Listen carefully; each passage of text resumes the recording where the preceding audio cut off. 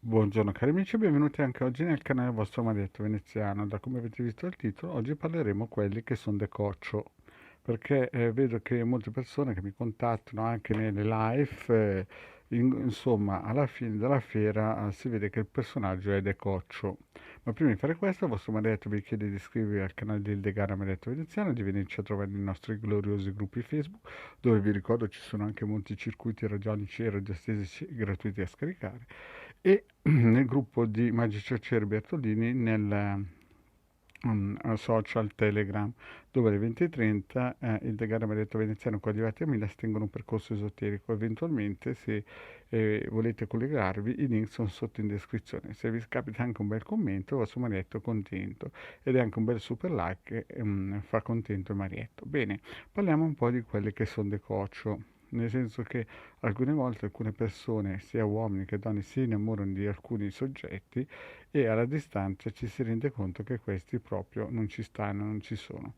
Allora, la prima cosa che il vostro Marietto Veneziano vi ha sempre detto è che bisogna cercare l'anima gemella, ma visto che molte persone prima che sapessero questa cosa, conoscessero questa cosa, incontrassero questa voce, non lo sapevano, molte volte proiettavano i loro sogni in alcune persone e vedevano queste persone in modo irrealistico.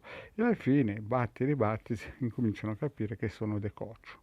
Allora, in questo caso qui bisogna fare un discorso pragmatico, visto che ormai il velo è caduto, il re è nudo, a un certo punto bisogna cercare delle soluzioni valide per fare in modo di riuscire a scappare da questa ragnatela che volontariamente o involontariamente questi decoccio creano. Allora il vostro maledetto veneziano vi consiglia di praticamente attivare dei circuiti radionici per tagliare questi legamenti o trasformare queste vibrazioni negative in positive per fare in modo che ci si stacchi da questo sogno che poi visto da fuori potrebbe essere un incubo, ma chi lo vive pensa che sia un sogno, no? Quindi quando incontrate queste persone che a un certo punto glielo spiegate in 100.000 modi cosa volete o cosa vi piacerebbe avere e questi sono decoccio, a un certo punto bisogna abbandonare in un modo o in un altro la barca. È chiaro che come si sa la cosa non è facile perché è più facile dirlo che fare,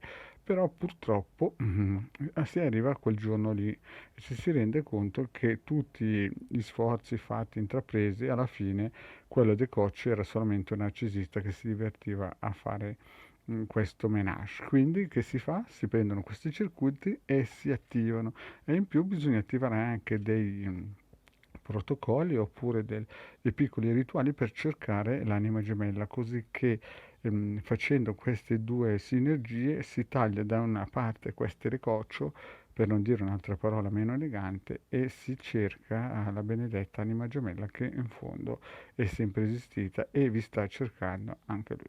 Bene, cari amici, detto questo piccolo racconto del vostro maretto veneziano, avete visto anche questo bellissimo lungomare a Milazzo, in cui io sto viaggiando adesso in moto. Vi ringrazio di avermi seguito fino a qui. Mi raccomando, non mancate le varie pillole, le varie live del mercoledì alle 20:30 al vostro maretto veneziano e alle 21:30 il venerdì di Ildegarda e al sabato ancora alle 16 con Ildegarda Marietto Veneziano. Bene cari amici, detto questo vi ringrazio di avermi seguito e alla prossima, ciao.